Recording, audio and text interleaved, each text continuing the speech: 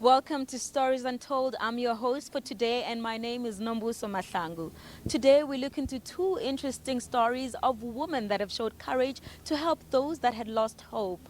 Kanyisile Mota is a mother and a social worker that was touched by underage sex workers. She opened up her home to 16 young girls, and the numbers quickly grew to hundreds of them. At first, she had to look out for a home for them, but she immediately opened up an NGO. Let's go see why she was so eager to help these girls. The story of Mama Kanyisile Mota begins in rural KZN, where she began her life, grew up, and began working as an administrator. When I went to college, I went to do shorthand during our time. It was shorthand and typing, you see, and so I did that. And I also did my accounting, a bit of everything, and I worked, got experience. So I was working now in Northern Natal before coming here. When rural KZN proved too violent for her, she made the decision to move to Johannesburg and later have her children join her in the city. They were in boarding schools, and so I was working. So moving to Johannesburg, it was quite an experience for me. And also it was an experience for them when they joined me later. And with children, even if you are under a tree, as long as you are the mother, that is home for them. That is home for them. When two of her eldest children were in university, Kanyisile met a group of children that would change the course of her life forever. I saw a group of children who were just standing there by the traffic light every day. They're just standing there chatting to each other, talking on top of their voices. What I didn't understand is why were they, because children were going to school. So what really interested me was the ages. 9, 10 years up, that caught my attention. The first time I approached them, I started walking straight to them. They noticed that I was coming straight towards them. They started mocking me. Some were saying, "Hey, are you a social worker?" And others saying, "Hey, you are too old. You want to join us? You are too old for this." And so I kept on walking towards them. When I came closer to them, I said, come, let me tell you something special. Some listened, some didn't even care. But those who just gave me an ear because they were inquisitive, I said, "You guys, you look so beautiful." And then they started laughing, saying, "Oh, Mom, thank you so much." So that's how I built the relationship. And so after work, I also went back to them again, saying the same thing. And that's when I gave them my address. That, guys, if you feel like having a cup of tea, just come to my flat. I went inside. But in the morning, the next day, bad timing, someone from the group said, "Mom, can you come for a cup of tea?" I looked at my time, but I said, "No, come in." The first two who came, I gave them tea and bread. They ate like they haven't seen food for some time. At this point, Kanye had formed a relationship with the children who, on one particular visit, fell asleep in her lounge. She decided to let them rest. One woke up. She jumped because she just said, "Woo, we are late." She was waking up everyone violently, and she was busy fixing herself. Then I said, guys, I'm an adult. You are eating your soup and you are telling me, who are you? What is happening in your lives? Nobody wanted to talk. In fact, you could see that they were scared. The truth was then revealed that the children were selling their bodies and drugs under the thumbs of drug lords and pimps. My children were the first donors because whatsoever they were wearing, it was not decent. So they had to take bath, dress in fresh clothes. Now they started telling me about themselves. That's when I learned that the names they were using on the streets were not their real names. They didn't even knew each other's surname. The end of that month, I was staying now with 16 children, 16. My neighbors were complaining because of the noise. The body corporate was complaining about the overcrowding. It was just hell. I was taken to court every now and then. That's when now we moved to Catalina Gardens. There I had to get 5 apartments, renting them, using the money from my company. And I was no more going to the office, but the family grew. Because at one time I stayed with 105 children at Catalina Gardens. What would become of this brave woman who had taken upon herself to mother over 100 children that were not her own? And what about the children themselves? Would they ever find justice for the atrocities that they had encountered?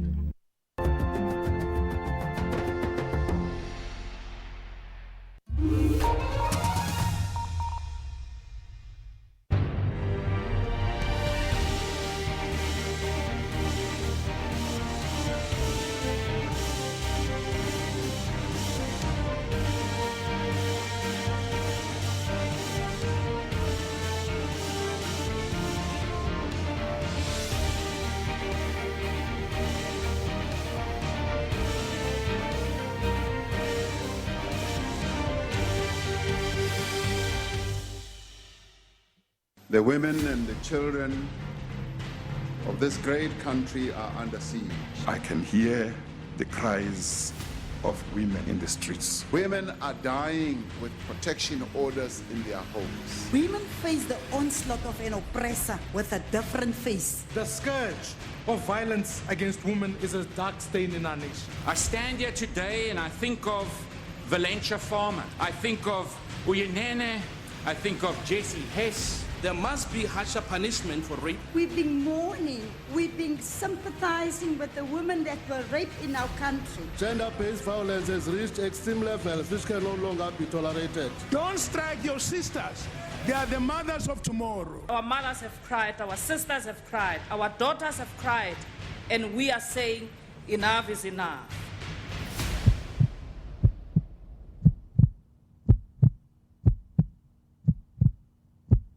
The fact that I got shot in Lavendale was the turning point for me.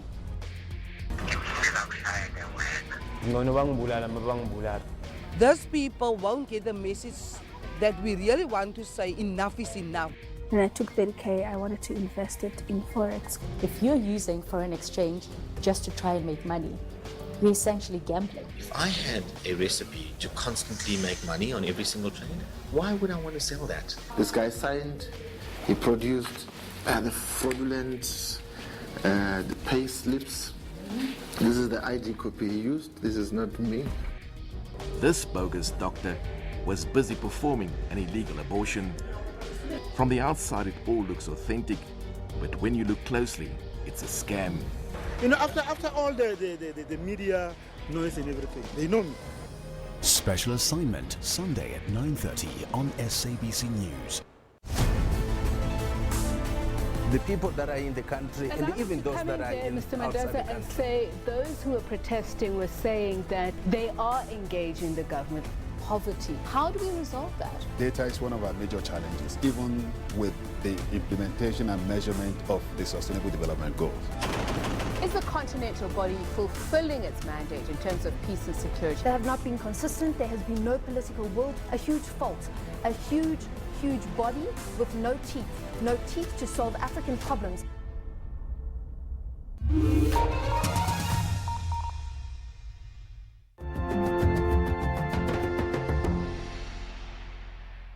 Welcome back. Mam Kanyisile tells us more about how the first batch of children that she took in are now responsible young women obtaining different qualifications from different universities. Let's take a look.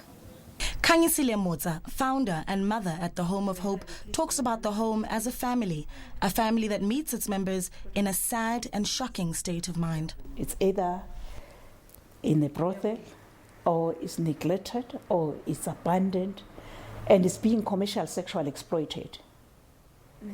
The one commercial sexually exploited, you must know the STIs. She doesn't understand her body. But now here is this person who's pushing her. That is something else again. So when you get a child like that, you don't have to be judgmental. You have to understand. So then those were the situations that one was facing. She is grateful to nurses and clinics that gave special attention and empathy to the children of the Home of Hope. Most of the children that you find in Hillbrow, Berea, inner city, anywhere, if you can just stand there and ask, where does the child come from? They are from all the provinces, very few from Johannesburg. Why? That is human trafficking. We have our own problem in South Africa, internal human trafficking. And why do we turn a blind eye? It's because we don't understand it. Or maybe it's because we don't care.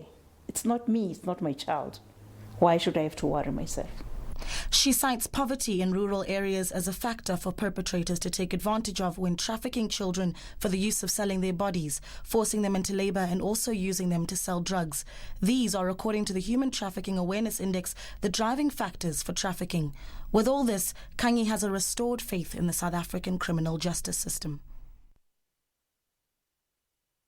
Last year alone, 2 cases.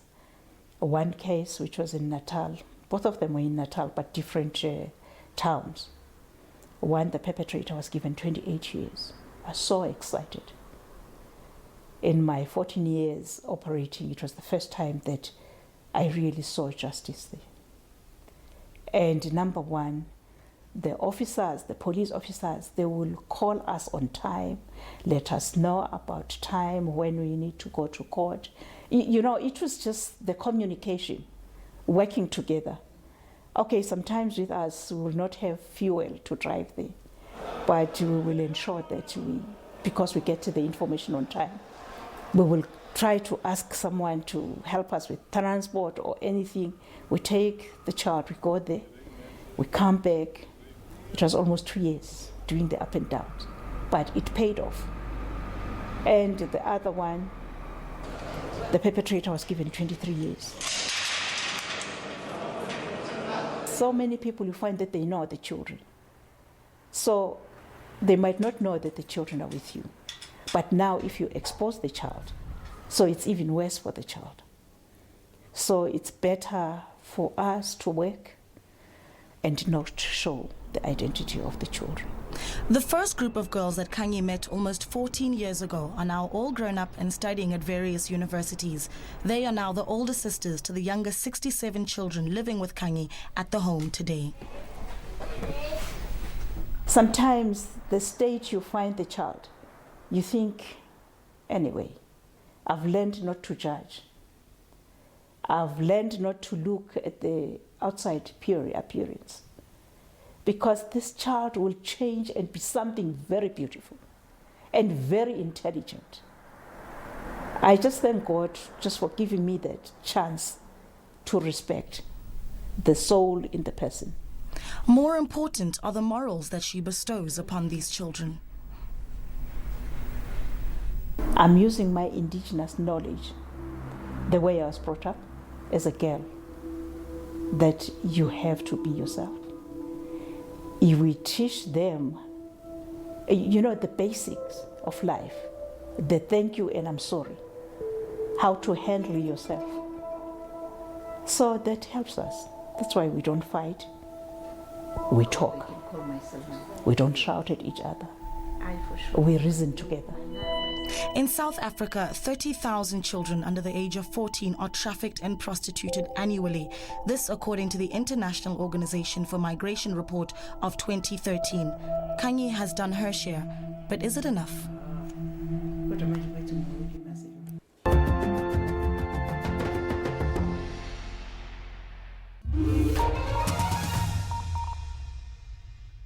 What should you do to avoid getting ill? Eat healthy, not to do drugs, not to smoke.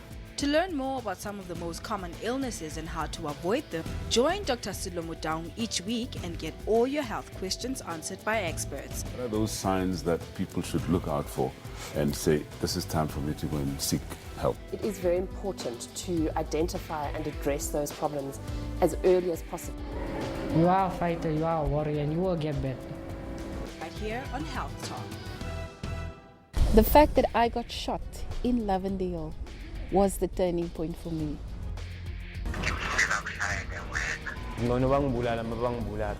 Those people won't get the message that we really want to say enough is enough. And I took 30K, I wanted to invest it in Forex. If you're using foreign exchange just to try and make money, you're essentially gambling. If I had a recipe to constantly make money on every single trade, why would I want to sell that? This guy signed, he produced the fraudulent pay slips. This is the ID copy he used. This is not me. This bogus doctor was busy performing an illegal abortion. From the outside, it all looks authentic, but when you look closely, it's a scam. You know, after all the media noise and everything, they know me. Special assignment, Sunday at 9:30 on SABC News. Many often share their worry about artificial intelligence taking their jobs away. The truth of the matter is that artificial intelligence does a lot of things faster and better than humans. That machine didn't make itself, it was made by a human being. So which means us as human beings, we need to think more on the skills which we have. I feel like ultimately it'll increase productivity and efficiency of things. There's a lot of apprehension from the staff. You know, the staff is really worried. You know, what's going to happen? Am I going to lose my job? Is machines going to take over the world? The reality of the matter is, though, that the future is a blend of humans. I don't like the sound of it too much. The fourth industrial, On Network every Sunday at 8:30 p.m.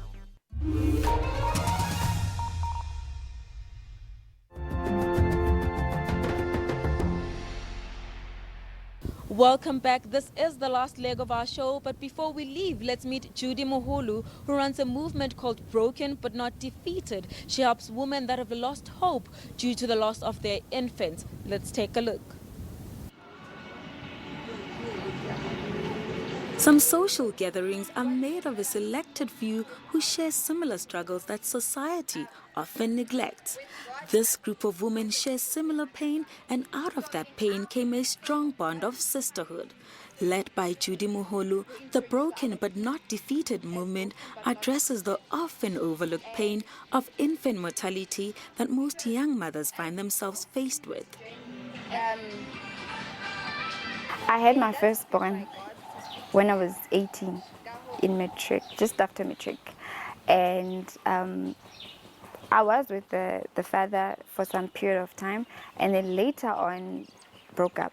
So I met a guy that I used to still go to church with, and then we got married, and then we started a family basically, and then we had a child together that was born last year on the 5th of April 2018, and now, yeah, this is what brings us here, I think, because he died when he was 7 weeks on the 26th of May 2018. So now I'm just a married woman with 2 children, of which one is an angel and one is 9 years old. To be honest, I was shattered. It made me a bitter person. Like, I couldn't stand pregnant people. I couldn't stand babies. I always, you know what, now I'm a good person. I do good by people. I always help people out. I'm not a perfect Christian, but I do my level best to that level. But I didn't understand why bapila or why I made up scenarios in my head. Mama she was drinking when she was pregnant. Mama mama and this and that, you know. So for now, it made me a bitter person. I realized, this is a pain that never goes away. It doesn't go away. You just learn to live with it as a parent. I don't think people have lost parents before. I don't know how it feels to lose a parent, but I would assume that it's not the same as you losing your own child. And losing your own child, you live with it for the rest of your life, regardless. You just learn to live with it. So I wanted to reach out to people that to this level, yeah, you know what, this is what we need to do. The pieces together, we put them together like this and moving forward. And for me, I wanted to bring closure and, to fill that gap. They are not spiritually there. It is this experience that sparked a movement to help other mothers with similar experiences by forming a community that supports each other through their ordeals. Those words that you hear when they tell you that your child is no more, those words just break you as a person. You just see your whole life flashing before you as if you are dying. You get so broken. But not defeated is when you make a decision that this broke me, but I'm not going to let it defeat me. That's not who I am. That's not what I'm here for, So it's broken but not defeated. And then a mother without a child. The movement holds an annual gathering where the mothers gather and share their stories of triumph and ideas on how to rebuild a life after losing a child. We have experienced the stories are different.